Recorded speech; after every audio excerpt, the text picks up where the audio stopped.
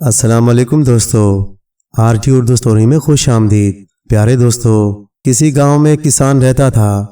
وہ سارا دن اپنے کھیت میں کام کرتا اور مشکل سے اتنا کما پاتا تھا کہ 2 وقت کا کھانا کھا سکے۔ وہ خود تو سیدھا سادہ تھا، مگر اس کو جو بیوی ملی تھی وہ بے حد بے وقوف تھی۔ ان کی شادی کو کچھ زیادہ عرصہ نہیں گزرا تھا۔ ایک دن صبح سویرے جب کسان کھیتوں پر جانے کو تیار ہوا تو اپنی بیوی سے کہنے لگا، آج کھیت میں سارا دن ہل چلانا پڑے گا، جس سے بہت تھکاوٹ ہو جائے گی اور بھوک بھی بہت لگے گی، اس لیے تم میری واپسی تک اچھا اور لذیذ کھانا بنا کر رکھنا، اور ساتھ 1 گلاس سرکہ بھی جو میں پچھلے سال خرید کر لایا تھا۔ یہ کہہ کر وہ اپنے کام پر چلا گیا۔ جب کسان کی واپسی کا وقت قریب آیا تو بیوی نے کھانا تیار کرنا شروع کیا۔ اپنے شوہر کو خوش کرنے کے لیے اس نے گوشت کا ایک ٹکڑا لیا اور اسے آگ پر بھوننا شروع کیا۔ جب وہ پکنے کے قریب آیا اور اس کی خوشبو آنے لگی تو اس نے سوچا، کھانا تو بس چند لمحوں میں تیار ہے، اب میں کوٹھڑی میں جاؤں اور وہاں سرکے کے ڈرم سے ایک پیالہ بھر کر سرکہ نکال لاؤں۔ یہ سوچ کر اس نے گوشت کو وہیں چھوڑا اور خود ایک جگ لے کر کمرے میں چلی گئی اور سرکے کی ڈرم کی ٹوٹی کھول کر جگ اس کے نیچے رکھ دیا اور اس کو بھرتا ہوا دیکھنے لگی۔ اچانک اس کو یاد آیا کہ کتا تو باہر کھلا گھوم رہا ہے، کہیں وہ گوشت ہی نہ کھا جائے۔ یہ سوچتے ہی وہ بھاگتی ہوئی وہاں سے نکلی اور باورچی خانے کی طرف لپکی۔ اس نے دیکھا اس کا خدشہ درست تھا، گوشت کا ٹکڑا واقعی کتے کے منہ میں تھا اور وہ باہر کی طرف بھاگ رہا تھا۔ وہ کتے کو مارنے کے لیے اس کے پیچھے بھاگی تو وہ جنگل کی طرف دوڑ پڑا۔ کسان کی بیوی بھی اس کے پیچھے پیچھے تھی، مگر کتے کی رفتار اس سے زیادہ تیز تھی۔ وہ گوشت کا ٹکڑا لے کر جنگل میں غائب ہو گیا۔ تھک ہار کر اور مایوس ہو کر وہ بیچاری گھر واپس آ گئی۔ اس قدر بھاگ دوڑ سے وہ بری طرح تھک چکی تھی، اس لیے کچھ دیر چارپائی پر لیٹ کر اپنا سانس بحال کرتی رہی۔ اسی دوران سرکے کی ڈرم کی ٹوٹی کھلی رہی اور جگ بھرتا رہا۔ جب جگ پوری طرح بھر گیا تو سرکہ اس کے کناروں سے اس وقت تک باہر گرتا رہا جب تک ڈرم پوری طرح خالی نہیں ہو گیا۔ کچھ دیر آرام کرنے کے بعد جب کسان کی بیوی کو سرکے کے ڈرم کا خیال آیا تو وہ ایک دم اٹھی اور کوٹھڑی کی طرف بھاگی، مگر اس وقت تک ڈرم پوری طرح سے خالی ہو چکا تھا۔ یہ سب دیکھ کر وہ روحاسی ہو گئی اور سوچنے لگی کہ اب کیا ہوگا۔ جب یہ سب کچھ شوہر کو پتہ چلے گا وہ تو بہت ناراض ہوگا۔ پریشانی کے عالم میں وہ وہاں کھڑی یہ سب کچھ دیکھتی رہی کہ اب کیا کرے۔ اچانک اس کی نظر آٹے کی ایک بہت بڑی بوری پر پڑی جو اس کا شوہر چند دن پہلے ہی چکی سے خرید کر لایا تھا۔ یہ بوری دیکھتے ہی اس کے سیدھے سادے ذہن میں ایک ترکیب آئی کہ اگر وہ یہ آٹا فرش پر بکھیر دے تو یہ سارا سرکہ جذب کر لے گا اور فرش اچھی طرح صاف ہو جائے گا۔ اتنی شاندار ترکیب سوچنے پر اس نے دل ہی دل میں اپنے آپ کو شاباش دی اور بوری کھول کر آٹا فرش پر بکھیرنے لگی۔ اسی دوران بے دھیانی میں اس کا پاؤں سرکے سے بھرے اس جگ سے ٹکرایا جو ڈرم کے نیچے پڑا تھا۔ جگ بھی الٹ گیا تو اس کے اندر کا سارا سرکہ بھی بہہ گیا۔ اب وہ مزید پریشان ہو گئی۔ اس نے باقی کا سارا آٹا بھی فرش پر بکھیر دیا اور سوچنے لگی کہ اب یہ سب کچھ ٹھیک ہو جائے گا۔ کسان گھر لوٹا تو اسے شدید بھوک لگ رہی تھی۔ اس نے آتے ہی پوچھا، آج کھانے میں کیا پکا ہے؟ بیوی منہ بسور کر بتانے لگی، میں نے آگ پر تمہارے لیے مزیدار گوشت بھونا تھا، مگر کتا لے کر بھاگ گیا۔ جب میں اسے مارنے کو بھاگی تو سارا سرکہ بہہ گیا۔ اب میں نے آٹے کی مدد سے کمرے کا سارا فرش صاف کر دیا اور اب وہ کمرہ بہت صاف ستھرا نظر آ رہا ہے، تمہیں پریشان ہونے کی ضرورت نہیں۔ اس کی بات سن کر کسان نے اپنا سر پیٹ لیا اور پریشان ہو کر کہنے لگا، او بے وقوف عورت، تم نے یہ سب کیا کر دیا؟ تم نے گوشت کو چولہے پر کیوں چھوڑ دیا تھا اور پھر سرکے کے ڈرم کی ٹوٹی کو بھی کھلا چھوڑ دیا؟ چلو وہ تو ہوا، تم نے سارے آٹے کا بھی ستیہ ناش کر دیا۔ اس کی بات سن کر بیوی تیز لہجے میں بولی، اب میں کیا کروں؟ یہ سب کچھ تو پہلے ہی بتانا چاہیے تھا کہ غلط کیا ہے اور صحیح کیا ہے۔ کسان جانتا تھا کہ اس کی بیوی کم عقل ہے، لہٰذا اس کے ساتھ جھگڑا مناسب نہیں۔ اس نے سوچا کہ مجھے خود ہی اس بات کا خیال رکھنا ہوگا۔ یہ سوچ کر وہ چپ ہو گیا۔ اس دن انہوں نے آلو ابال کر کھائے اور پیٹ بھرا۔ کچھ دن ایسے ہی گزر گئے اور کوئی خاص واقعہ پیش نہ آیا۔ کسان اب خاصا محتاط ہو گیا تھا اور باہر جانے سے پہلے سب کچھ اپنی بیوی کو سمجھا کر ہدایت کر جاتا۔ ایک دن کسان اپنے کھیت کی طرف اگا ہوا پرانا درخت کاٹا تو اس کی جڑ میں سے اسے سونے کے کچھ سکے ملے۔ وہ بہت خوش ہوا کہ اب ضرورت کے وقت ان کو استعمال کر لے گا اور کوئی پریشانی نہ ہوگی۔ اس نے سوچا کہ سونے کو سکوں کو کسی جگہ چھپا کر رکھوں گا۔ وہ خوش تھا کہ اب ضرورت کے وقت ان کو استعمال کر لے گا اور کوئی پریشانی بھی نہیں ہوگی، مگر اس کو اپنی بیوی کی طرف سے خطرہ تھا کہ کہیں وہ ان کا راز نہ کھول دے۔ یہ سوچ کر وہ بیوی سے بولا، دیکھو یہ میرے پاس پیلے رنگ کے کچھ بٹن ہیں، میں ان کو ایک ڈبے میں ڈال کر زمین میں دبا رہا ہوں، تم نہ تو ان کے قریب جاؤ گی اور نہ ان کو چھوؤ گی۔ ٹھیک ہے، جیسا تم کہتے ہو میں ویسا ہی کروں گی، میں ان کو وہاں سے نکالوں گی نہ ان کو چھوؤں گی۔ بیوی نے اسے یقین دلا دیا۔ کچھ روز بعد جب کسان کھیتوں پر گیا ہوا تھا، گلی میں ایک پھیری والا آیا، اس کے ساتھ اس کا ایک مددگار بھی تھا۔ وہ گدھوں پر مٹی سے بنے خوبصورت نقش و نگار والے برتن لاد کر فروخت کر رہے تھے۔ ان کی آواز سن کر کسان کی بیوی نے گلی میں جھانکا تو یہ برتن دیکھ کر اس کا جی للچا گیا۔ یہ دیکھ کر پھیری والا پوچھنے لگا، کیا تم برتن خریدنا چاہتی ہو؟ ہاں، مگر میرے پاس اس وقت رقم نہیں ہے۔ پھر کچھ سوچ کر بولی، کیا تم ان برتنوں کے بدلے پیلے بٹن لے لو گے؟ پھیری والا اس کی بات سن کر حیران رہ گیا اور پوچھنے لگا، کیسے پیلے بٹن؟ کیا تم مجھے پیلے بٹن دکھا سکتی ہو؟ کسان کی بیوی بولی، وہ پیلے بٹن میرے شوہر نے ایک ڈبے میں ڈال کر سین میں دبا رکھے ہیں، مگر اس نے مجھے منع کیا ہے کہ میں ان کو ہاتھ نہ لگاؤں گی، اس لیے تم خود ہی ان کو وہاں سے نکال کر دیکھ لو۔ اس کی بات سن کر پھیری والا حیران رہ گیا۔ وہ فوراً سین میں جا کر وہ جگہ کھودنے لگا جہاں اس کی نشاندہی کی گئی تھی۔ ڈبے کے اندر جب اس نے سونے کے سکے دیکھے تو اس کی بانچیں کھل گئیں۔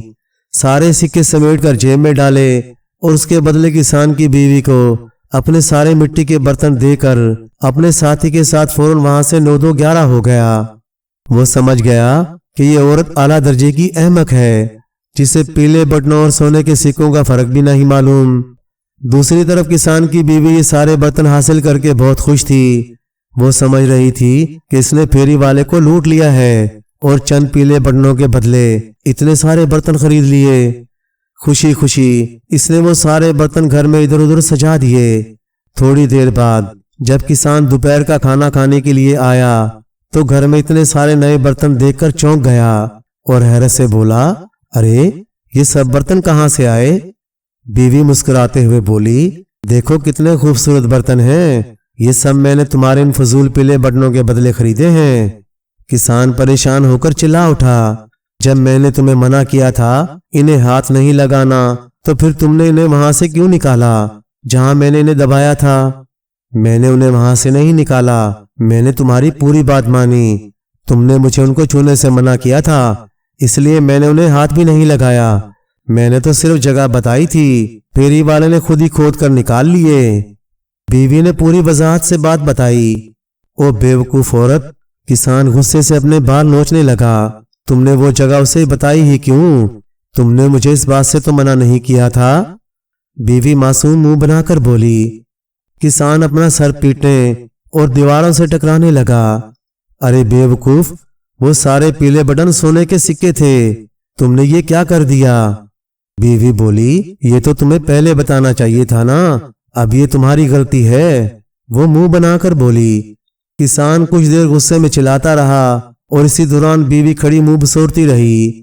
پھر شوہر سے کہا، میرا خیال ہے ہم وہ سونے کے سکے اب بھی واپس لے سکتے ہیں، وہ دونوں ابھی زیادہ دور نہیں گئے ہوں گے، آؤ ان کے پیچھے چلتے ہیں۔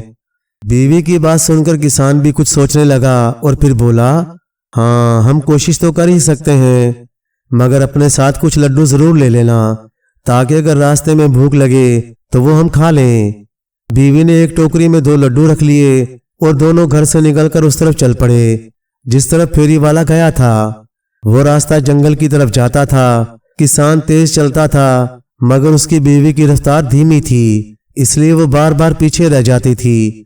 کسان اسے تیز چلنے کا اشارہ کرتا مگر اس نے سوچا، اگر پیچھے رہ بھی جاؤں تو کوئی مسئلہ نہیں، اس لیے کہ جب ہم گھر واپس جانے کے لیے مڑیں گے تو مجھے شوہر کی نسبت کم فاصلہ طے کرنا پڑے گا۔ اس طرح چلتے چلتے بیوی شوہر سے کافی پیچھے رہ گئی۔ سامنے ایک چھوٹی سی پہاڑی تھی۔ جب وہ اس پر چڑھنے لگی تو اس کے ہاتھ میں پکڑی ٹوکری میں سے ایک لڈو گر گیا اور لڑکتا ہوا پہاڑی کے نیچے جھاڑیوں میں چلا گیا۔ کسان کی بیوی بھاگ کر اتری اور لڈو تلاش کرنے لگی۔ اس نے بہت تلاش کیا مگر لڈو نہ جانے کہاں چلا گیا تھا۔ بہت کوشش کی مگر لڈو نہ ملا تو اس کے ذہن میں ایک ترکیب آئی۔ وہ بھاگ کر دوبارہ پہاڑی پر چڑھی اور اسی جگہ پہنچی جہاں سے وہ لڈو گرا تھا۔ وہاں پہنچ کر اس نے دوسرا لڈو بھی نکالا اور اسے نیچے پھینکتی ہوئی بولی، اب یہ لڈو بھی وہیں جائے گا جہاں پہلا لڈو گیا تھا۔ میں اس کے پیچھے پیچھے جاؤں گی اور اس کے ساتھ مجھے پہلے والا لڈو بھی مل جائے گا۔ اس نے دوسرا لڈو پھینک دیا اور خود اس کے پیچھے بھاگی مگر وہ بھی نہ جانے کہاں جا کر گم ہو گیا۔ اب دونوں لڈو گم ہو چکے تھے۔ کافی دیر ڈھونڈنے کے بعد وہ مایوس ہو کر آگے چل پڑی جہاں پہاڑی کی دوسری طرف کسان ایک گھنے درخت کے نیچے بیٹھا اس کا انتظار کر رہا تھا۔ اسے دیکھتے ہی بولا، اب جلدی سے لڈو نکالو، مجھے بھوک لگ رہی ہے۔ لڈو تو گئے، وہ منہ بسور کر بولی۔ کہاں گئے؟ کسان چیخ کر بولا۔ ایک لڈو گر گیا تھا، دوسرا میں نے اس کی تلاش میں اس کے پیچھے بھیجا مگر وہ بھی نہ جانے کہاں کھو گیا۔ بیوی نے اسے ساری کہانی سنائی تو کسان حیران ہو کر بولا، تم ایسی بے وقوفانہ حرکتیں اتنی عقل مندی سے کیسے کر لیتی ہو؟ تم نے مجھے اس بارے میں منع بھی تو نہیں کیا تھا۔ وہ بڑے آرام سے بولی تو کسان لاجواب ہو گیا۔ پھر اچانک کچھ سوچ کر بولا، مجھے امید ہے کہ گھر سے نکلتے وقت تم باہر کا دروازہ بند کر کے آئی ہوگی۔ نہیں، میں نے تو دروازہ بند نہیں کیا کیونکہ تم نے مجھے توجہ ہی نہیں دلائی، بیوی نے جواب دیا۔ اس کی بات سن کر کسان پریشان ہو گیا اور غصے سے چیخا، اس سے پہلے کہ ہم مزید آگے جائیں تم گھر واپس جاؤ اور دروازہ بند کر کے اسے تالا لگا کر آؤ، اور ہاں، آتے ہوئے کھانے کو بھی کچھ لیتے آنا۔ وہ فوراً گھر کی طرف بھاگی۔ اس نے ایسا ہی کیا جیسا اس کے شوہر نے اس سے کہا تھا۔ کھانے کے لیے اس نے باداموں کی ایک تھیلی اٹھا لی اور پینے کے لیے پانی ایک چھوٹے سے مشکیزے میں بھر لیا۔ اس کے بعد اس نے گھر کے باہر کے دروازے کو تالا لگایا اور واپس چل پڑی۔ ابھی 2 قدم ہی اٹھائے تھے کہ سوچا شوہر شاید پھر اس پر اعتبار نہ کرے کہ تالا لگائے بغیر ہی واپس آ گئی ہوں، اس لیے مجھے ثبوت اپنے ساتھ لے کر جانا چاہیے۔ یہ سوچ کر اس نے زور لگایا اور پورا دروازہ ہی اکھاڑ کر سر پر رکھ لیا اور واپس شوہر کی طرف چل پڑی۔ جب وہ واپس وہاں پہنچی تو شوہر دروازہ اس کے سر پر دیکھ کر حیران رہ گیا اور پوچھا، اے عقل مند عورت، یہ کیا ہے؟ وہ چہک کر بولی، تم مجھے بیوقوف سمجھتے ہو نا، مگر دیکھو میں کتنی عقل مند ہوں۔ مجھے علم تھا کہ تم میری بات کا یقین نہیں کرو گے، اس لیے میں پورا دروازہ ہی ساتھ لے آئی ہوں۔ اب خود دیکھ لو میں نے اس میں تالا لگایا ہے کہ نہیں۔ ارے تم تو پورا دروازہ ہی اکھاڑ لائیں، اب تو ہر کوئی آسانی سے گھر میں گھس جائے گا۔ کسان لال پیلا ہو کر بولا، ارے کوئی کیسے گھس جائے گا؟ دروازہ تو میرے پاس ہے، پھر کوئی کیسے گھر میں داخل ہوگا؟ بیوی آنکھیں گھما کر بولی تو شوہر نے مزید بحث سے جان چھڑانا ہی مناسب سمجھا اور بولا، واقعی تم احمق نہیں بلکہ بہت عقل مند ہو۔ یہ دروازہ چونکہ تم لے کر آئی ہو اس لیے اب تم ہی اسے اپنے سر پر اٹھاؤ۔ یہ کہہ کر وہ آگے چل پڑا۔ چاروں نہ چار بیوی نے وہ دروازہ دوبارہ سر پر لادا۔ باداموں والی تھیلی اور پانی کا مشکیزہ بھی اس نے دروازے کے ساتھ ہی رکھا، جس کی وجہ سے وزن بہت زیادہ ہو گیا۔ چلتے چلتے دونوں جنگل میں داخل ہو گئے۔ چور تو ابھی تک نہ ملے تھے۔ رات کا اندھیرا بھی چھانے لگا۔ جب تاریکی زیادہ ہو گئی تو انہوں نے برگد کے گھنے درخت پر رات گزارنے کا فیصلہ کیا۔ ابھی وہ برگد کی گھنی شاخوں میں چھپ کر بیٹھے ہی تھے کہ چور بھی وہاں پہنچ گئے۔ وہ بہت تھکے ہوئے نظر آ رہے تھے۔ وہ اسی برگد کے درخت کے نیچے بیٹھ گئے اور باتیں کرنے لگے کہ آج کیسے ایک عورت کو بیوقوف بنا کر سونے کے سکے ہتھیا لیے۔ تھوڑی دیر باتیں کرنے کے بعد دونوں چور رات گزارنے کے لیے آگ جلانے کی کوشش کرنے لگے۔ کسان نے کچھ سوچ کر درختوں کی شاخوں پر لگے ہوئے پھل توڑے اور تاک تاک کر ان دونوں کے سروں پر نشانے لگانے لگا۔ وہ دونوں اس آفت سے بری طرح گھبرا گئے اور ایک دوسرے سے کہنے لگے، ہوا یا آندھی تو ہے نہیں، پھر یہ پھل کیسے اور کہاں سے گر رہے ہیں؟ کسان کی بیوی دروازہ اپنے کندھے پر اٹھائے اٹھائے کافی تھک چکی تھی۔ اس نے سوچا دروازے کے ساتھ بندھا پانی کا مشکیزہ اس کے وزن میں اضافہ کر رہا ہے۔ اس نے شوہر سے کہا، وزن زیادہ ہو گیا ہے، اس لیے مشکیزے کا پانی نیچے پھینک رہی ہوں۔ یہ کہتے ہی اس نے پانی نیچے انڈیل دیا۔ جب پانی نیچے بیٹھے چوروں کے سر پر برسا تو ایک چور چلا اٹھا، ارے آندھی کے بعد اب تو بارش بھی شروع ہو گئی۔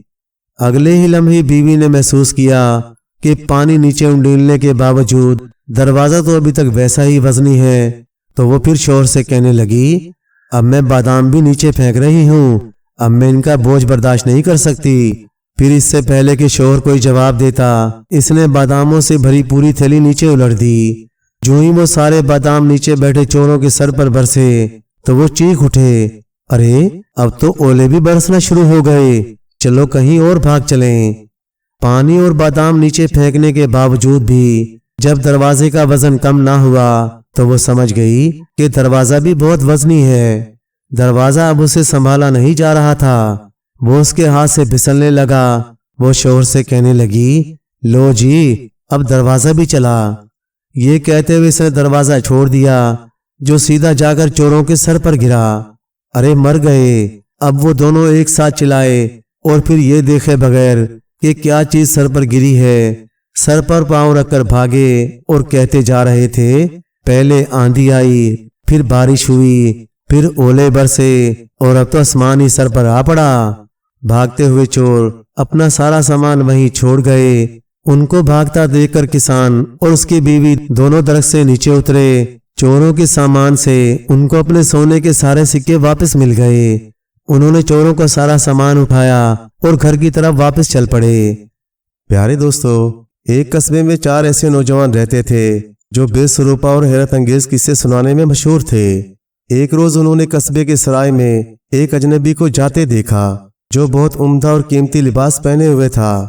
یہ دیکھتے ہی انہوں نے سوچنا شروع کیا کہ اگر اس کے جسم سے یہ لباس نہ اتروایا تو ہمارا نام نہیں۔ آخر سوچتے سوچتے اور آپس میں صلاح مشورہ کرنے کے بعد انہوں نے ایک منصوبہ بنا لیا اور سرائے میں پہنچ کر اجنبی سے باتیں کرنے لگے۔ کچھ دیر بعد ان میں سے ایک نوجوان نے تجویز پیش کی کہ آؤ ہم پانچوں ایک دلچسپ مقابلے میں حصہ لیں۔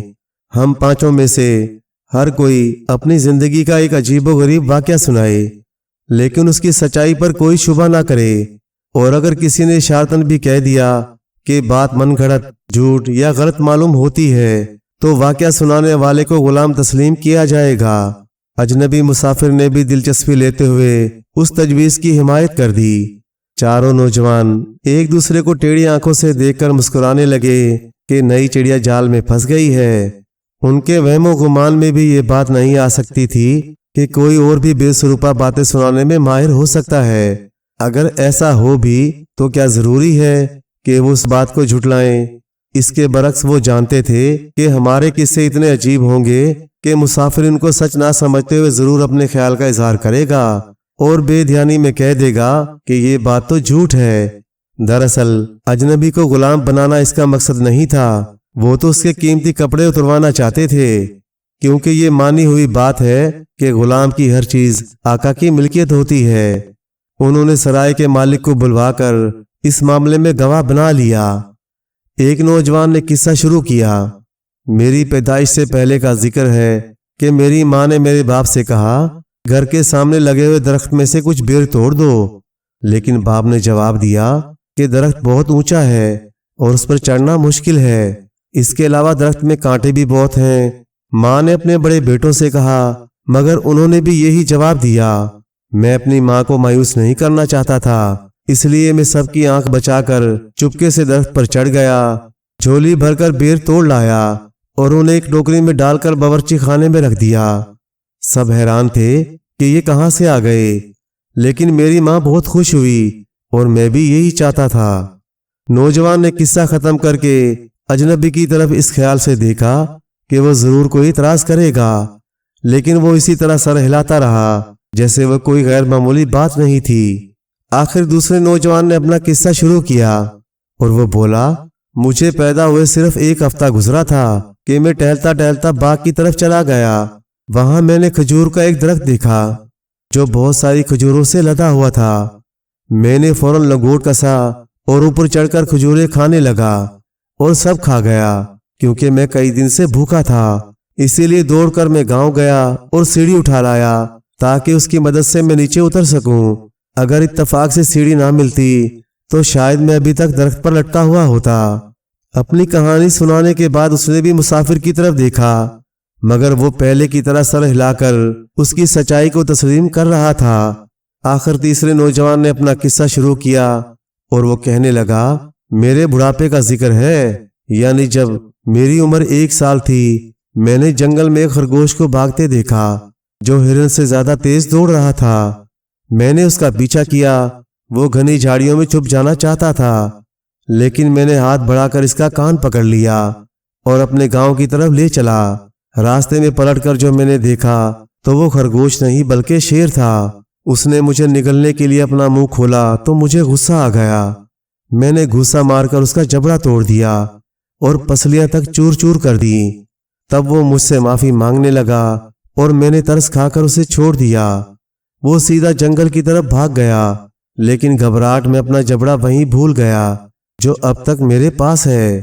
اپنا قصہ سنانے کے بعد اجنبی کی جانب دیکھا۔ اجنبی نے اس کی بات پر بھی کوئی اعتراض نہیں کیا۔ جب اجنبی نے اس کی بات پر کوئی اعتراض نہ کیا تو اسے بہت مایوسی ہوئی اور چوتھے نوجوان کو اپنا قصہ شروع کرنا پڑا۔ اس نے اپنا قصے کی شروعات کی اور کہنے لگا، پچھلے سال کی بات ہے کہ میں کشتی میں بیٹھا مچھلی کا شکار کر رہا تھا، لیکن کئی گھنٹے گزر جانے کے بعد بھی کوئی مچھلی کانٹے پر نہ لگی۔ دوسرے ماہی گیر بھی مایوسی کے ساتھ ایک دوسرے کا منہ تک رہے تھے۔ آخر میں نے تحقیق کی غرض سے غوطہ لگایا اور تیرتا ہوا نیچے کی طرف چلا گیا۔ 3 دن بعد میں اس کی تہہ میں پہنچ سکا۔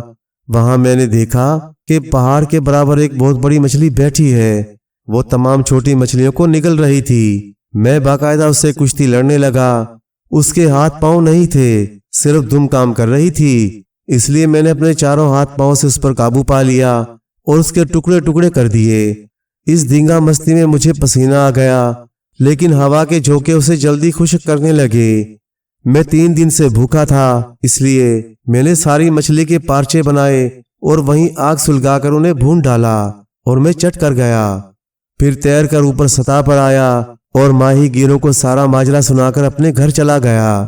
چوتھے نوجوان کا قصہ سن کر مسافر پر کوئی اثر نہ ہوا۔ اس نے پہلے کی طرح سر ہلا کر اس واقعے کو بھی تسلیم کر لیا اور اب اس کی باری تھی۔ اس نے کہنا شروع کیا، چند سال پہلے کی بات ہے، میرے باغ میں ایک عجیب و غریب درخت خود بخود اگنے لگا۔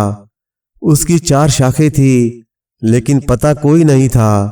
البتہ ہر شاخ کے سرے پر ایک پھل لگا ہوا تھا۔ جب وہ پھل اچھی طرح پک گئے تو میں نے ڈالی پر سے توڑ لیے اور گھر لے گیا۔ شام کے وقت کھانے کے لیے انہیں تراشا تو ہر پھل میں سے ایک نوجوان آدمی نکل پڑا۔ چونکہ پھل میرے باغ میں اگے ہوئے درختوں کے تھے، اس لیے وہ نوجوان بھی میری ملکیت یعنی میرے غلام ہو گئے۔ میں نے باغ میں جا کر انہیں کام پر لگا دیا، لیکن وہ محنت سے گھبراتے اور قصے کہانیوں میں دل لگاتے تھے۔ میں نے ذرا سختی برتی تو ایک روز موقع پا کر چاروں فرار ہو گئے۔ میں فوراً ان کی تلاش میں گھر سے نکل پڑا اور انہیں ڈھونڈتا ڈھونڈتا اس سرائے تک آ پہنچا۔ اللہ کا شکر ہے کہ میری کوشش بیکار نہیں گئی۔ آخرکار وہ چاروں غلام مجھے مل گئے اور اس وقت میرے سامنے موجود ہیں۔ مجھے یقین ہے کہ تم چاروں نے بھی مجھے پہچان لیا ہوگا۔ آؤ اب میرے ساتھ لوٹ چلو، یا پھر کسی روز آنے کا سچا وعدہ کرو، میں تمہارا قصور معاف کر دوں گا، لیکن پھر کبھی ایسی حرکت نہ کرنا۔ چاروں نوجوان ہکا بکا رہ گئے۔ وہ حیران تھے کہ اس بات کا کیا جواب دیں۔ اگر وہ اجنبی کی بات کو جھٹلاتے ہیں تو بازی ہار کر غلام بنتے ہیں، اگر سچ مانتے ہیں تب بھی اس قول کے مطابق غلام تسلیم کیے جاتے ہیں۔ وہ بالکل خاموش بیٹھے رہے، لیکن سر تک نہ ہلایا۔ سرائے کے مالک نے سرپنچ کی حیثیت سے ان کی رائے معلوم کی اور 3 بار دریافت کیا، مگر چاروں نوجوان کوئی جواب نہ دے سکے۔ وہ چاروں چپ چاپ بیٹھے رہے، لہٰذا مالک نے فیصلہ کیا کہ مسافر نے بازی جیت لی ہے۔ تب اجنبی نے چاروں نوجوانوں سے کہا، اب جب کہ تم میرے غلام ہو، اپنے لباس اتار کر میرے حوالے کر دو، کیونکہ یہ بھی میری ملکیت ہو گئے ہیں۔ اس کے بعد میں تم کو آزاد کر دوں گا اور تمہاری مرضی ہوگی، جہاں چاہو چلے جاؤ۔ مجبوراً چاروں نوجوانوں نے اپنے کپڑے اتار کر مسافر کو دے دیے۔ اس نے گٹھڑی باندھ کر انہیں سر پر رکھا اور اپنی راہ لی۔ پیارے دوستو، کہانی اچھی لگے تو لائک کریں، چینل کو سبسکرائب کر دیں اور مزید اسی طرح کی قصے کہانیاں دیکھنے کے لیے دیکھتے رہیں RG اردو اسٹوری۔ شکریہ۔